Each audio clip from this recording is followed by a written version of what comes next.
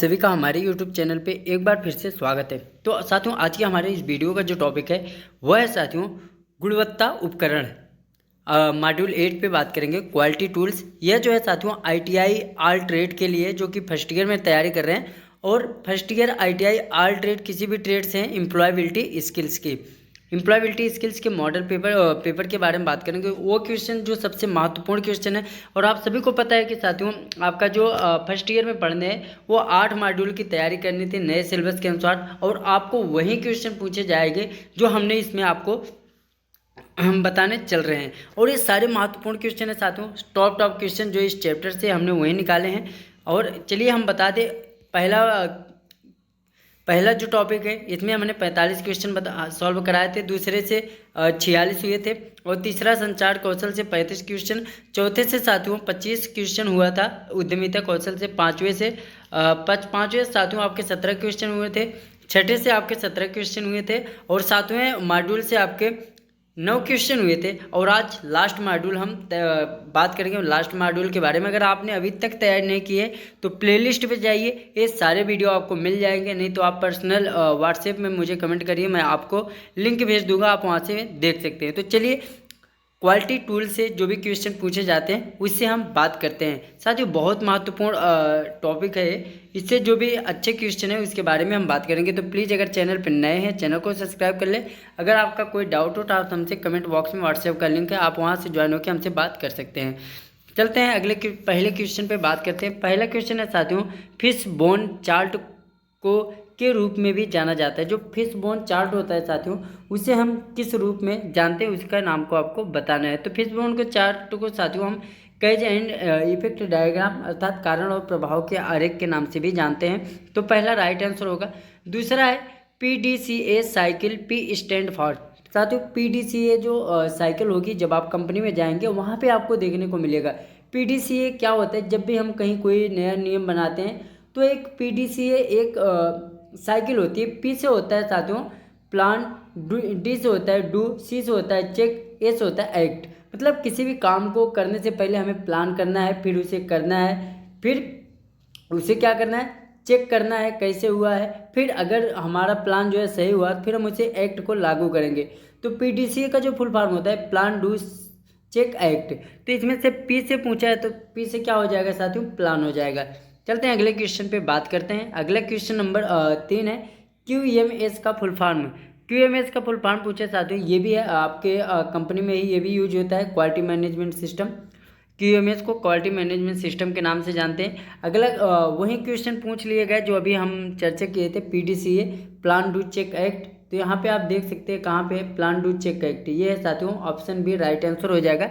ये सारे महत्वपूर्ण क्वेश्चन है जो कि आपसे क्वेश्चन में पूछे भी जाएंगे इस एग्जाम में। और आप सभी को पता है कि इस एम्प्लॉयबिलिटी स्किल्स में 25 क्वेश्चन अर्थात 50 नंबर के पूछे जाएंगे। अगला क्वेश्चन है साथियों, लोकप्रिय गुणवत्ता उपकरणों की कुल संख्या है। जो नंबर ऑफ क्वांटिटी होती है टूल्स की क्वालिटी, वो कितनी होती है वो पूछा है। तो क्वालिटी की जो नंबर ऑफ संख्या होती है साथियों वो 7 होती है। आगे चलते हैं अगले क्वेश्चन पे बात करते हैं। अगला क्वेश्चन है साथियों सेरी। सेरी शब्द का प्रयोग आपने अभी नहीं सुना होगा। सेरी शब्द का क्या होता है साथियों, इसका अर्थ पूछा है। सेरी का मतलब होता है सॉर्टिंग। अब हम आप सभी को बताते हैं सेरी होता क्या है। सेरी होता है साथियों 5 यस। आप सभी आगे अब कंपनी में आएंगे तो वहाँ पे सुनेंगे 5 यस, 5 यस। तो हर एक यस का अर्थ होता है साथियों, पहले यस का अर्थ होता है सेरी, दूसरे का सीसर, तीसरे का साइन, सिकेटेस, सिटोस्क, ऐसे होते हैं जापानी शब्द है साथियों। तो इसका काम क्या होता है, जब भी हम कहीं साफ सफाई करते हैं तो 5 यस को हम लागू करते हैं वहाँ पे। मतलब सबसे पहला होता है साथियों यस का मतलब होता है सॉर्टिंग, मतलब छांटना। कहीं भी हम कहीं काम कर रहे हैं तो सारे मिक्सर जब रहते हैं, बहुत सारे सामान एक में मिक्स रहते हैं, तो हम क्या करते हैं साफ सफाई करते समय अलग अलग कर देते हैं। पहले यस का मतलब है।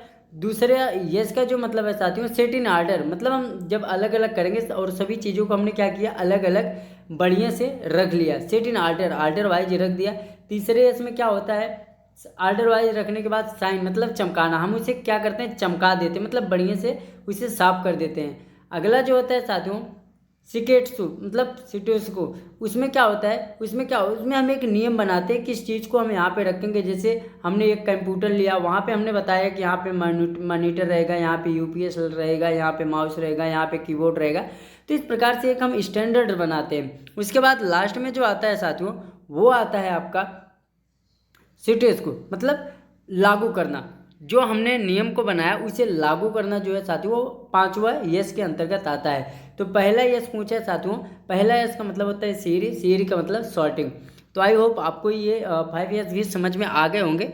तो चलते हैं अगले क्वेश्चन पे बात करते हैं। अगला क्वेश्चन है साथियों, क्वालिटी टूल्स के बारे में पूछा। जो हिस्टोग्राम होता है, हिस्टोग्राम टूल्स होता है, उसका क्या काम है उसके बारे में पूछा है। तो हिस्टोग्राम जो टूल्स होता है साथियों, वो क्या करता है, वह वितरण के आकार को दर्शाता है। मतलब जो इंडिकेट शेप होते हैं ना, वो डिस्ट्रीब्यूशन जो होते हैं वो उसको क्या करता है, उसे दर्शाता है। आगे चलेंगे, अगले क्वेश्चन पे बात करेंगे साथियों। अगला क्वेश्चन है ISO 9001 पंजीकरण में अंतिम चरण क्या है। ये साथियों जितने भी ये ISO है साथियों, ये जब भी किसी कंपनी को लागू होता है, कई कंपनी होती है, मतलब कुछ भी आप खोलते हैं, एक ISO संस्था होती है जिसके अंतर्गत आपको प्रमाणित मतलब सर्टिफिकेट लेना जरूरी होता है। जो क्या करती है, समय समय पे आपके वो जो सर्टिफिकेट में पॉइंट देती है, वो ISO क्या करती है, चेक करती है और आपको एक मार्का देती है। तो ISO का जो फुल फॉर्म होता है साथियों, वो होता है इंटरनेशनल स्टैंडर्ड ऑफ ऑर्गेनाइजेशन। तो इसमें जो है साथियों पूछा है कि अंतिम चरण क्या होता है। तो अंतिम चरण जो होता है उसमें क्या, सर्टिफिकेशन एंड ऑडिट। ऑडिट क्या होता है साथियों, वो आके चेक करती है कि उन्होंने जो स्टैंडर्ड आपको बना के दिया है फॉलो करने के लिए, आप उसे फॉलो कर रहे हैं कि नहीं। अगर आप उसे फॉलो कर रहे हैं, आपकी कंपनी उसे रेगुलर मतलब सही रूप से कर रही है, तो आपको क्या है, सर्टिफिकेट देती है। तो आगे चलते हैं, अगले क्वेश्चन पे बात करते हैं। अगला क्वेश्चन है साथियों, ये यहाँ पे देख पा रहे हैं, अपशिष्ट शब्द के लिए प्रयुक्त क्या नाम है। जब आप कंपनी में जाएंगे साथियों, जो भी अपशिष्ट शब्द होता है, मतलब जो भी अपशिष्ट मटेरियल निकलता है, जो भी ऐसे मटेरियल होते हैं जो खराब हो गए होते हैं, उसके लिए कंपनी में किस नाम से जाना जाता है। तो वहाँ पे साथियों हम मूडा शब्द का प्रयोग करते हैं वेस्ट मटेरियल के लिए। आगे चलते हैं, अगले क्वेश्चन पे हम बात करते हैं। ये सारे क्वेश्चन बहुत ही ज़्यादा इंपॉर्टेंट है साथियों। इसमें पूछा साथियों, गुणवत्ता को मापने के लिए कौन सा सूत्र सही है। जब भी हम क्वालिटी को मापते हैं, क्वालिटी को मेजरमेंट करते हैं, तो फार्मूला जो लगाते हैं, कौन सा फार्मूला लगाते हैं, वो आपको जो है बता दें। तो क्या लगाते हैं साथियों, Q = P/Q। आगे चलते हैं, अगले क्वेश्चन पे बात करते हैं। अगला क्वेश्चन है साथियों, which one is not a basic tool used in quality. मतलब इसमें से पूछा क्वालिटी सर्कल में कौन सा ऐसा बेसिक टूल है जो इसमें उपयोग नहीं होता क्वालिटी सर्कल में। इन पांचों में से आपको उसका नाम बताना है। तो इसका जो राइट आंसर हो जाएगा साथियों, वो हो जाएगा टॉर्क रेंच। टॉर्क रेंच साथियों आपके क्वालिटी टूल के अंतर्गत नहीं आती।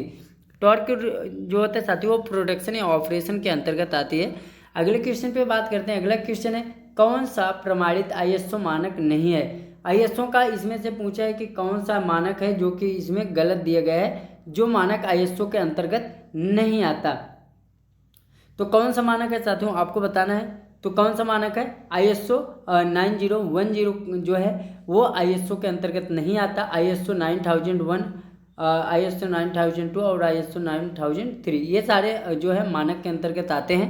ये जब भी आप कंपनी में जाएंगे तो इन सारी चीज़ों को आपको अच्छे से देखने को मिल जाएगी। अगला क्वेश्चन है साथियों, निम्नलिखित में से कौन सा गुणवत्ता का लक्षण नहीं है। इसमें से पूछा है कि कौन सा कैरेक्टरिस्टिक है जो कि क्वालिटी की नहीं है, ये आपको बताना है। तो इसमें कौन सी है साथियों, तो इसमें जो राइट आंसर हो जाएगा आपका, वह हो जाएगा क्वालिटी ऑफ नॉन कन्फर्मेंस। मतलब जो गैर अनुरूपता की गुणवत्ता। क्वालिटी का ये लक्षण जो है ये क्वालिटी के अंतर्गत नहीं आती, बाकी ये सारे जो है क्वालिटी के अंतर्गत आती है। तो राइट आंसर आपका ऑप्शन डी हो जाएगा। चलते हैं अगले क्वेश्चन पे बात करते हैं। लास्ट क्वेश्चन है साथियों, क्वेश्चन है, गुणवत्ता गुरु डॉक्टर JM जुरान ने गुणवत्ता का कौन सा कथन कहा था। जो क्वालिटी के मैनेजमेंट के प्रोफेसर थे, उन्होंने क्या कहा था, जुरान जो थे उन्होंने क्या कहा था, उस कथन को आपको यहाँ से चुनना है। तो इसका जो राइट आंसर हो जाएगा वह हो जाएगा साथियों, गुणवत्ता उपयोग के लिए फिटनेस है। मतलब क्वालिटी जो है साथियों, वो यूज के लिए फिटनेस, मतलब किसी भी जगह पर क्वालिटी जो है सबसे अच्छी मानी जाती है। एक समझ के चलिए कि अगर क्वालिटी अच्छी है तो मान के चलिए कि आपकी फिटनेस जो है अच्छी है। तो आई होप आपके सारे क्वेश्चन समझ में आए होंगे। जो भी डाउट हो आप हमें कमेंट बॉक्स में या व्हाट्सएप से बात करते हैं साथियों। अगर आपने उस वीडियो को नहीं देखा तो प्लीज़ जाकर देख लीजिए। फिर मिलेंगे अगली वीडियो में, तब तक के लिए धन्यवाद।